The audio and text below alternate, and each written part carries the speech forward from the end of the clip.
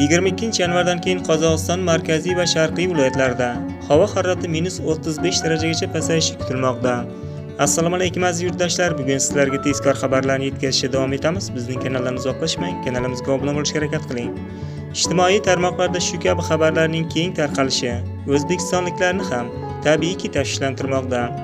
22-yanvardan so'ng Qozog'istonning katta qismiga navbatdagi sovuq havo oqimlari kirib kelishda, respublikaning shimoliy va g'arbiy viloyatlarida esa harorat -20, -30 darajagacha sovuq, markaz va sharqiy qismlarda esa -35 darajagacha sovuq, janubiy viloyatlarda esa -12, -25 darajagacha sovib ketishi ma'lum qilingan. Ushbu sovuq oqim O'zbekistonga 22-yanvargacha chuqur ta'sir etmaydi.